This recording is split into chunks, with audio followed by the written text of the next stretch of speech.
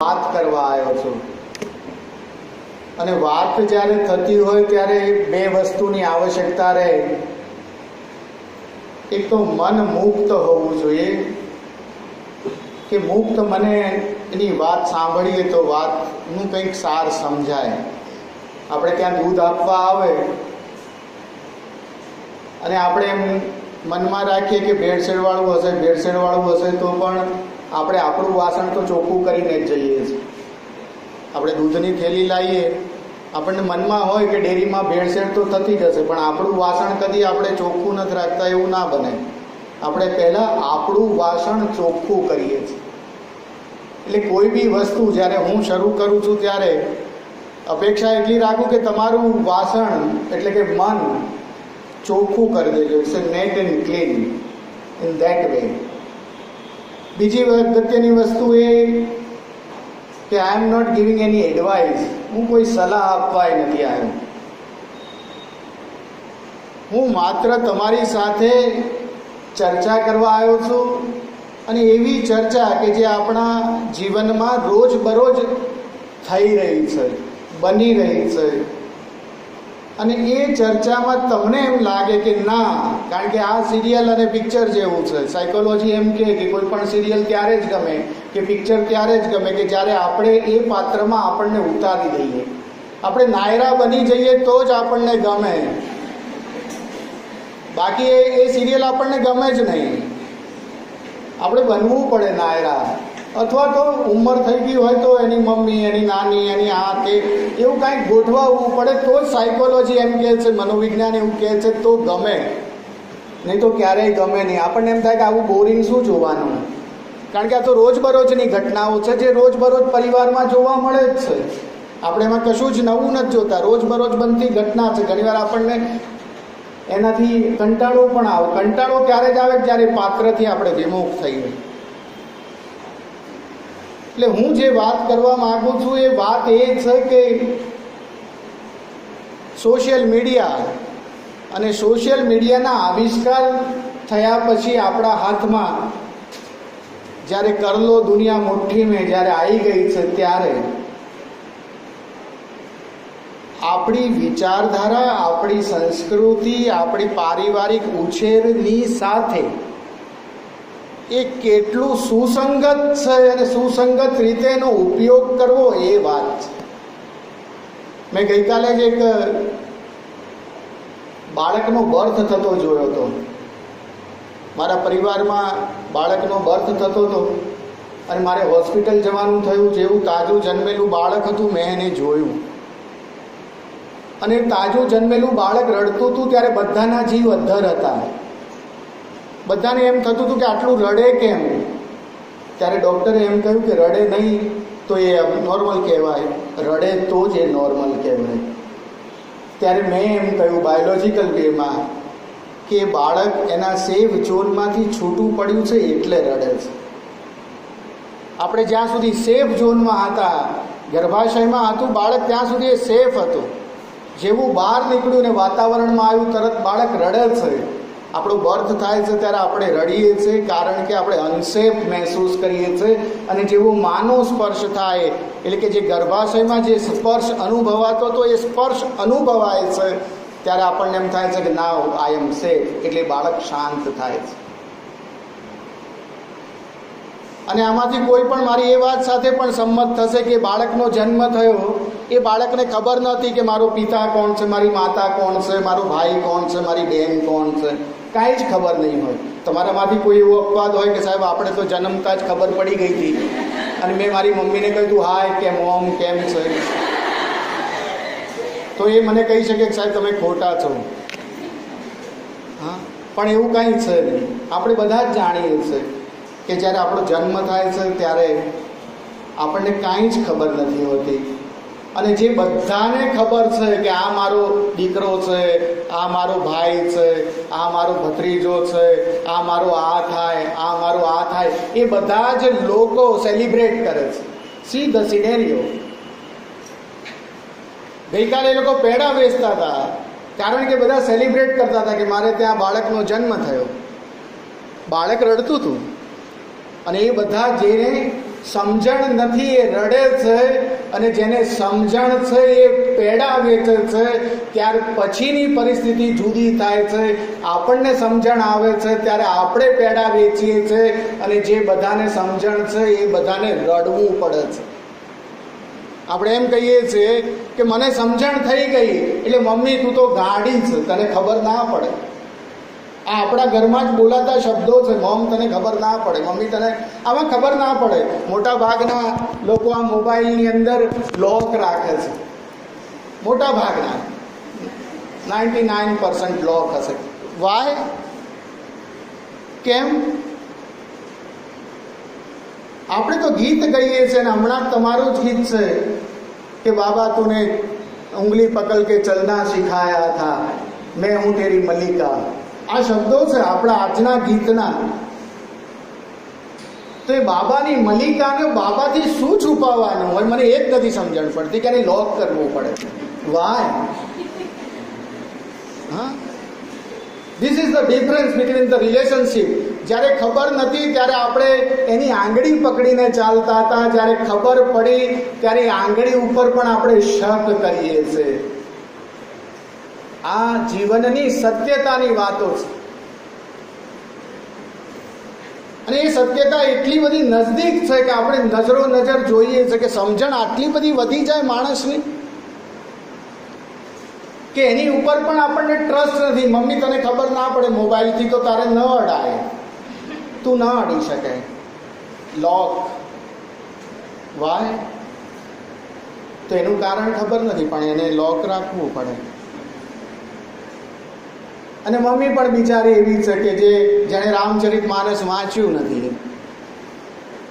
રામચરિત માનસ એ ઘર ઘરમાં જો ગવાયું હોત ને તો આ બધી કોઈ સમસ્યા જ ન થાય. આપણે સ્ત્રી સશક્તિકરણનો શબ્દ પ્રયોગ કરીએ છીએ.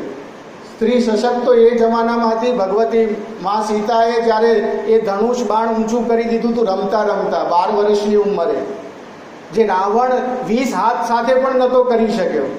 એ જ વાલ્મીકીજીએ બતાવ્યું કે સ્ત્રી તો એ દિવસોમાં પણ સશક્ત હતી, આજે નહીં.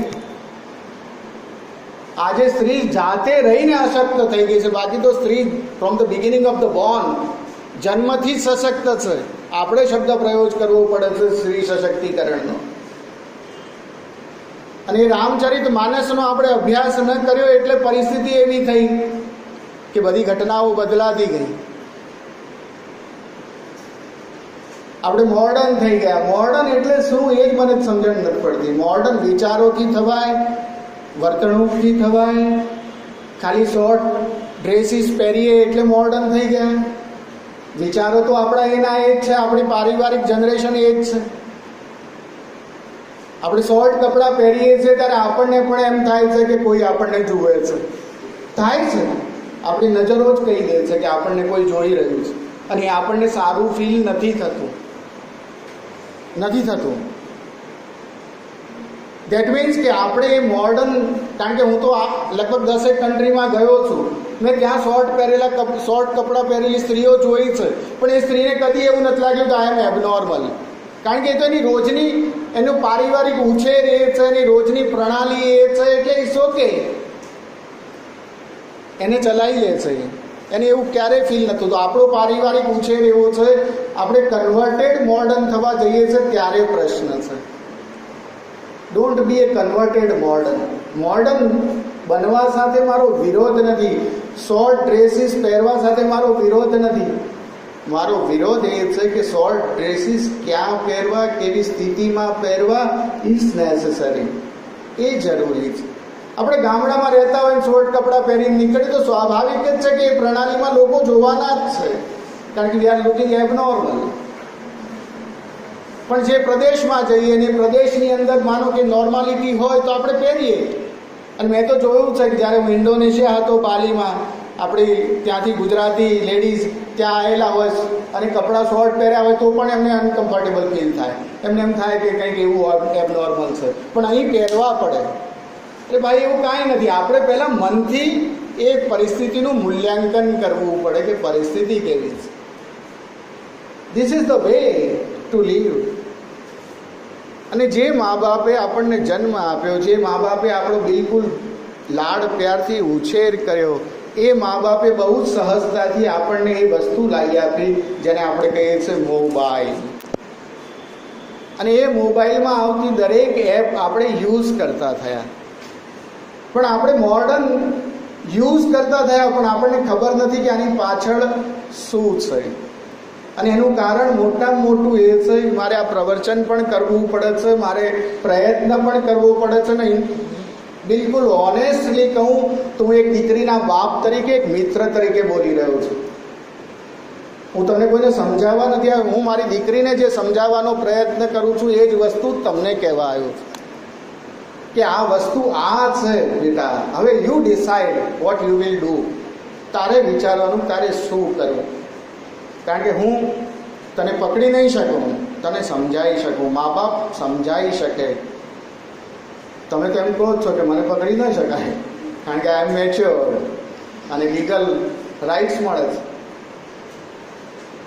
એટલે બિલકુલ ઓનેસ્ટલી કહું છું કે હું માત્ર દિલથી એક ચર્ચા કરવાનો છું. અને એ વસ્તુ જ્યારે આપણને આપી ત્યારે આપણી અંદર દિમાગમાં તો શું છે, તો ટીવી અને પિક્ચરમાં બોલાતા વાક્યો, ટીવી અને પિક્ચરમાં દેખાતી જાહેરાતો, એ જ બધું આપણા મગજમાં છે.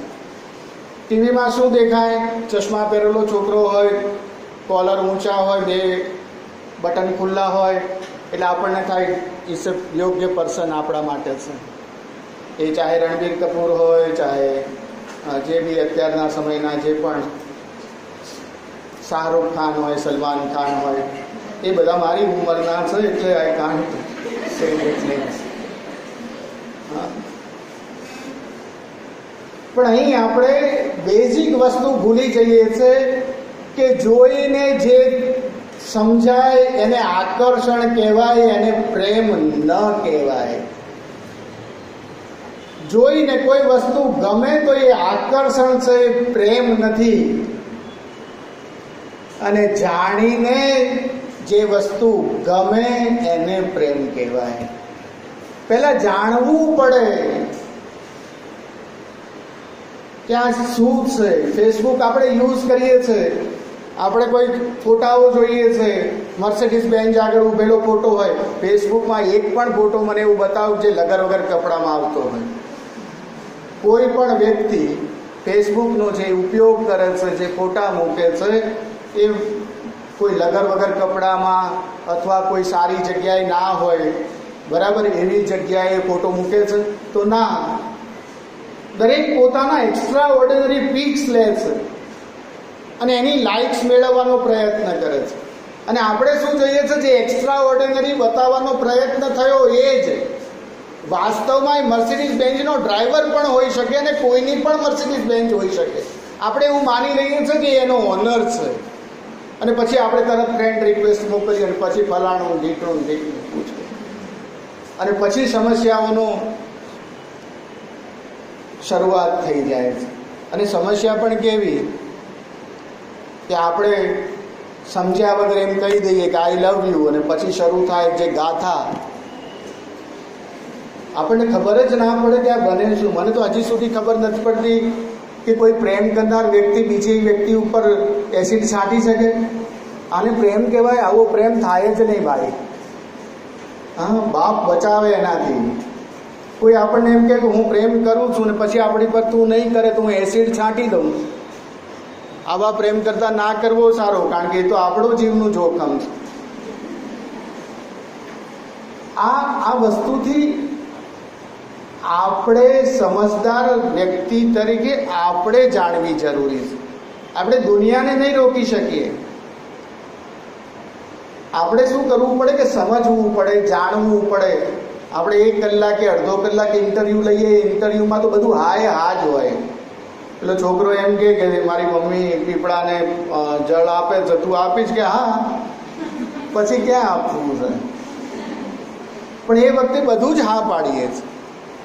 અને દુઃખની સ્થિતિ એ છે, બહેનોમાં ખાસ કહું તો, કે કોઈ વસ્તુ ખરીદી કરીને લાવે, સારામાં સારો ડ્રેસ લઈને આવે, પોતે પહેરે, ક્યાંક જાય અને બીજા કોઈનો ડ્રેસ જોવે એટલે તરત જ કે ક્યાંથી લાવી, એટલે કે કડિયાવાળાને નાકેથી, એટલે કે હું પણ ત્યાંથી જ લાવી હતી. મને કેમ ના દેખાયો? આપણું હંમેશા આપણને ઓછું જ લાગે છે. આપણે એ જ દુકાનમાં ગયા હતા, આપણને જે રંગ ગમતો હતો એ જ રંગનું કપડું લીધું હતું, એ જ સરસ ડ્રેસ બનાવ્યો હતો, પણ બીજા કોઈએ બીજા રંગનો ડ્રેસ પહેરેલો જોયો એટલે તરત જ આપણને એમ લાગે કે મેં પહેરેલું છે એ એના કરતાં થોડુંક ઉતરતું છે. આ ડિફરન્સ આવી જ જાય છે અને એ સત્ય નથી. અત્યારે તમને એક એક્સપેરિમેન્ટ પણ આપી શકું કે તમને ક્યાંક એવું લાગે કે મને આ છોકરો ગમે છે ને તમે એ છોકરાની મેમરી રાખો છો અને રાખ્યા પછી જ્યારે કોલેજ પૂરી થઈ જાય અને તમે બધા જુદા જુદા ક્ષેત્રમાં જતા રહો અને જતા રહ્યા પછી જ્યારે અમે એલ્યુમનાઈ કરીએ ત્યારે 20-25 વર્ષ પછી પાછા આવો ત્યારે મનમાં એમ હોય કે પેલો છોકરો તો જોવા મળશે જ, અને પછી એ છોકરાને જુઓ ત્યારે 20-25 વર્ષે એમ થાય આ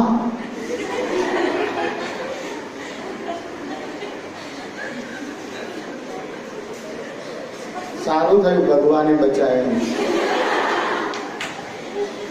આ થાય જ. એનો અર્થ એ છે કે કોઈ બી વસ્તુ જાણી સમજીને આગળ વધવું પડે. ફેસબુકમાં પણ આપણે કોઈને ફ્રેન્ડ રિક્વેસ્ટ મોકલીએ છીએ તો એની લાઇક્સ કરીએ છીએ અને જોયા સમજ્યા વગર પછી એમાં આગળ વધીએ છીએ ત્યારે મુશ્કેલીઓનું અપરંપાર સર્જન થાય છે, જેને આપણે રોકી પણ નથી શકતા. અને હું તો ત્યાં સાયકોલોજીના નાતે એવું માનું છું કે જે ફેસબુક ઉપર પોતાના જ ફોટા મૂક કરે છે ત્યારે એને ખાસ ચેક કરવો, કારણ કે એને સ્વમાં રસ છે, પરમાં નથી. અને લગ્ન જીવન એ સહસંબંધનું છે, એમાં બંનેમાં રસ હોવો જોઈએ.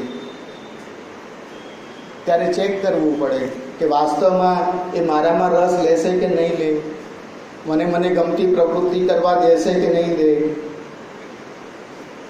આ વિચારવું પડે, આ સમજવું પડે, આ જાણવું પડે.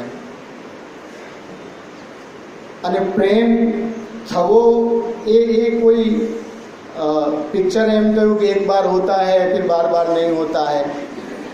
આ શાહરુખ ખાન બોલી ગયો ને બધો દાટ વાળી ગયો. હા, એવું ક્યાંય નથી.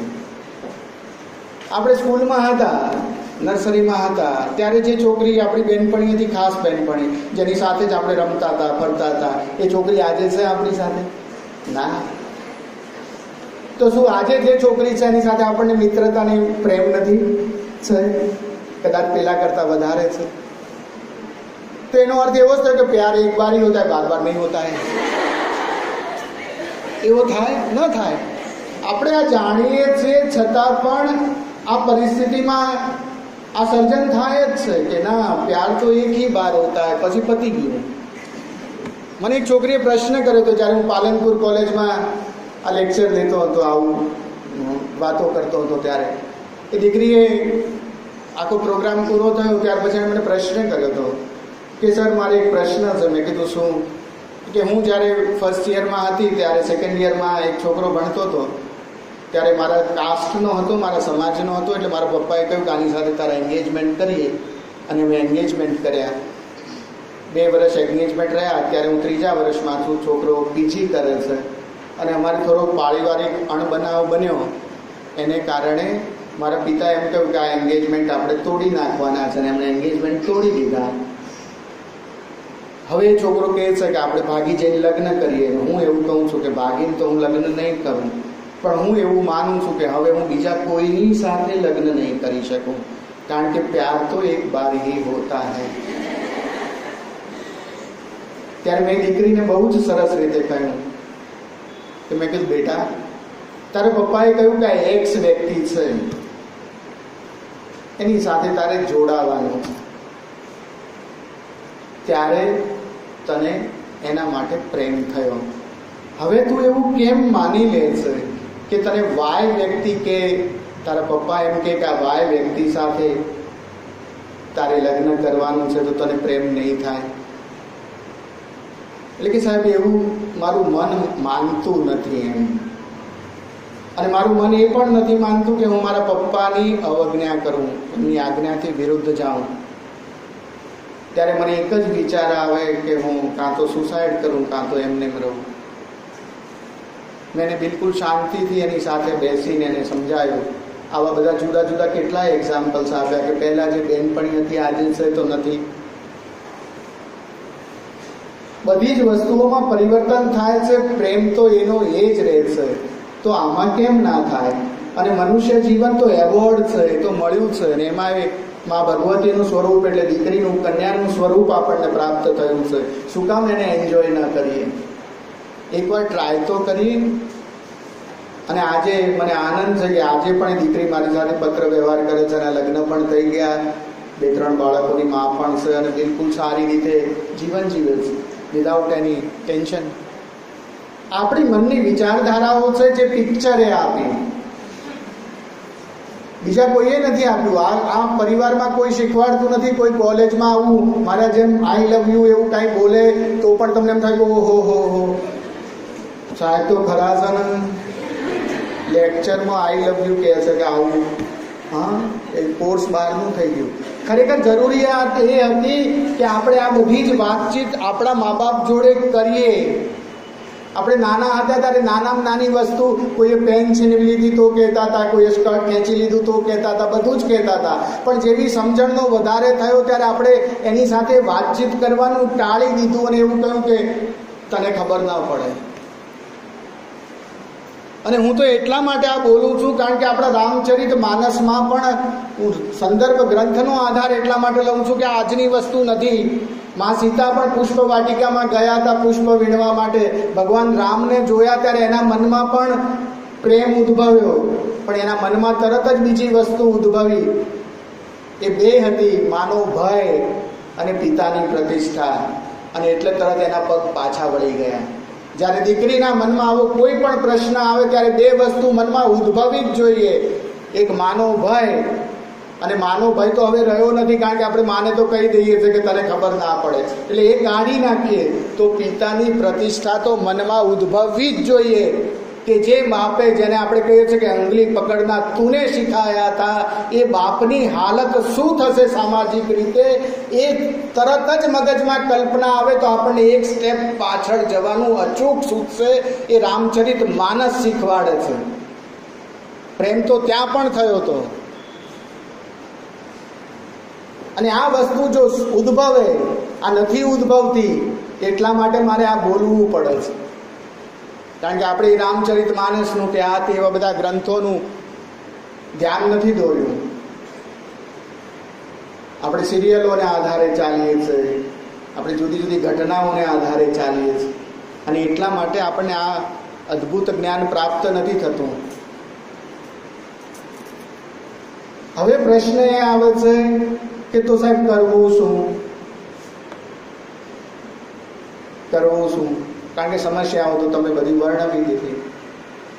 સાદો અને સરળ રસ્તો, સમજણ કેળવવાની. સમજણ કઈ કેળવવાની? તો આપણે વિજ્ઞાનના વિદ્યાર્થીઓ છે, આપણને એટલી તો ખબર પડે છે કે સારું શું અને ખોટું શું. એને જાણવાની જરૂર છે. બેક્ટેરિયા પેટમાં હોય ને, બેક્ટેરિયા પેટમાં હોય અને બેક્ટેરિયાને એમ કહીએ કે મનુષ્યની આકૃતિ કેવી, તો એ કહી શકે? ના કહી શકે. પણ એ બેક્ટેરિયાને આપણે સ્લાઇડ ઉપર લઈએ અને આપણને કોઈ પૂછે બેક્ટેરિયા કેવો છે, તો આપણે કહી શકીએ? આપણે કહી શકીએ કે બેક્ટેરિયા આવો છે. એનો સીધો અર્થ એવો થયો કે આપણે જ્યારે સમજવાનો પ્રયત્ન કરીએ કે આ જે દેખાય છે એ સત્ય નથી, સત્ય તો એની પાછળ જે છે એ. અને એ જ્યારે ખબર પડી જાય ત્યારે ઓટોમેટિક પ્રશ્ન બધા જ પૂર્ણ થઈ જાય. અને બીજી વસ્તુ જીવનમાં જે હંમેશા હું કહું છું, જ્યારે લગ્નનો પ્રારંભ થતો હોય ત્યારે ઢોલ નગારા એટલા જોરથી વગાડવામાં આવે છે ને કે જે વાસ્તવમાં મહારાજ જે સપ્તપદીના 7 ફેરાના 7 વચન બોલે છે ને કોઈ સાંભળતું જ નથી. એ સાંભળે ને તો કોઈ પ્રશ્ન જ ના થાય. એ કહે છે પહેલા ફેરામાં કે આપણે બંને મિત્રો બનીએ છીએ, પણ સાંભળ્યું નથી એટલે બહાર આવીને એકબીજા ઉપર આધિપત્ય કરીએ છીએ. પેલો છોકરો એમ કે આપણે અંબાજી જઈએ, છોકરી એમ કે આપણે પાવાગઢ જઈએ, અને તરત જ એમ થાય કે તું મારું કયું ના માને, હું તારું કયું ના માનું, એટલે ડાયવોર્સ એક શબ્દ પ્રયોજાય. પછી મારા જેવા માણસ વ્યક્તિઓને બોલાવવામાં આવે ને એને કહેવામાં આવે કે આને સમજાવો, એટલે એ પછી એમ કે ભાઈ અમદાવાદ રાખો ને મા ભદ્રકાળીના દર્શન કરો, વાત છોડો. હા, વિચાર કરો, સિરિયલ આપણને આ જ દર્શાવે છે ને, નાયરા કાર્તિકનું છૂટું પડવું શું છે, સીધી જ થઈ. હા, પણ આપણે સત્ય શું માની લીધું છે? સિરિયલમાં દેખાય છે આરામ બરાબર એક પણ પરિવારનો જન સમજાઈ ના શકે એવું બને? It's not quite possible. પણ છતાં પણ આપણને એ ગમે છે, જોવું ગમે છે. આપણે તમે કે હું પણ જોઉં સિરિયલ, એવું ના માનતા કે હું આ બધું નથી જોતો, હું જોઉં છું. અને એના આધારે જ કહું છું કે આ બધું જોયા પછી આપણી સમજણ બેર મારી જાય છે, અને એ જ્યારે સમજણ બેર મારી જાય ત્યારે જ સમસ્યાઓનું સર્જન થાય છે. આપણી પાસે હોય આપણને ગમે નહીં, અને દૂર છે એ ગમે છે, પણ આપણે સમજતા નથી કે જે પાસે છે એને આપણે જાણીએ છીએ, જે દૂર છે એને આપણે જાણતા નથી. એ જે દેખાય છે ગ્લેમર છે, એ ઓરિજિનાલિટી નથી. આ જ વસ્તુ હું પેન્ટ શર્ટમાં બોલી રહ્યો છું, આ જ વસ્તુ હું ભગવા વસ્ત્રો પહેરીને બોલું, તમને કેટલો બધો આનંદ આવે કે મહારાજ તો બહુ જ સરસ બોલ્યા. હા, કેટલું સુંદર પ્રવચન આપે છે. પણ મારે ભગવા પહેરવા પડે, કારણ કે દેખાવ બદલાય એટલે ગ્લેમર બદલાય, અને ગ્લેમર બદલાય, દાઢી તો હતી જ કાઢી નાખી, એટલે તરત જ એમ થાય કે ના બહુ જ સુંદર, કેટલું સરસ બોલ્યા. આપણનો જીવ વાસ્તવમાં હલી જાય. હો, મનમાં થાય જ આપણને, કારણ કે આ તો બને જ છે. પ્રશ્ન એ છે કે વિજ્ઞાનના વિદ્યાર્થી તરીકે શું આપણે તર્ક ન કરી શકીએ? શું આપણે સમજી ના શકીએ? એ જ તમે વિચાર કરો. મને ઘણીવાર પ્રશ્ન થાય છે, કોઈ અભણ લેડીઝ સાથે કોઈ કશી દુર્ઘટના થાય છે, નથી થતી. દુર્ઘટનાઓ ક્યાં થાય છે? તો જે ભણેલી વ્યક્તિ છે એની સાથે જ થાય છે. અભણ વ્યક્તિના કોઈ પેપરની અંદર કોઈ બીજા પ્રશ્નો આવતા નથી, કારણ કે અભણ છે અને અક્ષર જ્ઞાન મળ્યું નથી, એટલે સ્વાભાવિક છે કે તર્ક નથી કરી શકતી, એટલે પ્રશ્ન પણ નથી થતા.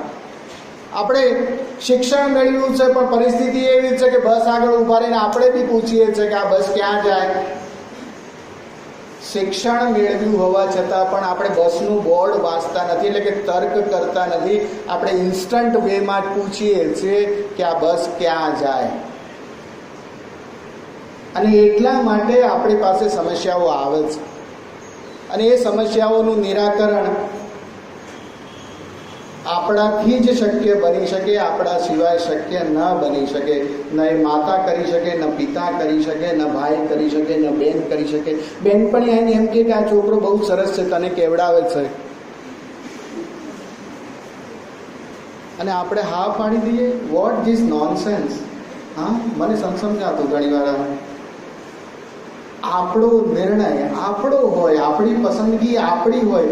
આપણી બેનપણી કોકના વર્ણનના વખાણ કરે ને આપણે એનાથી આકર્ષાઈ જઈએ ને એ આકર્ષણને આપણે નામ આપીએ કે મને આની સાથે પ્રેમ છે. It's not possible. ક્યારેય ન થાય. પ્રેમ તો સત્ય રીતે એ છે કે આર્ટ ઓફ ગિવિંગ, આપવાની કળા, એનું નામ પ્રેમ છે. આપણે તો એવું માની લીધું છે કે મેળવવાની કળા, એનું નામ પ્રેમ છે.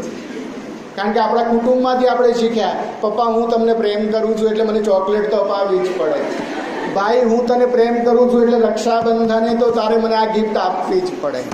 આપણને ઘરમાંથી નાનપણથી આ શીખવાડી દીધું. પ્રેમ ધેટ મીન્સ આર્ટ ઓફ લેવું, પણ વાસ્તવમાં આર્ટ ઓફ ગિવિંગ, આપવું, એનું નામ પ્રેમ છે.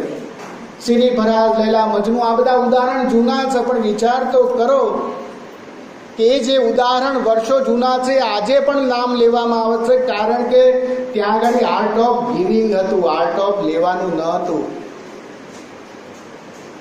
અને એટલા માટે આજે પણ જ્યારે પ્રેમ શબ્દનો ઉપયોગ થાય છે ત્યારે એના નામ લેવાય છે. આપણે તો તરત જ કહીએ છીએ કે હું પ્રેમ કરું છું એટલે તારે આ કરવું પડે. ભાઈ શું કામ?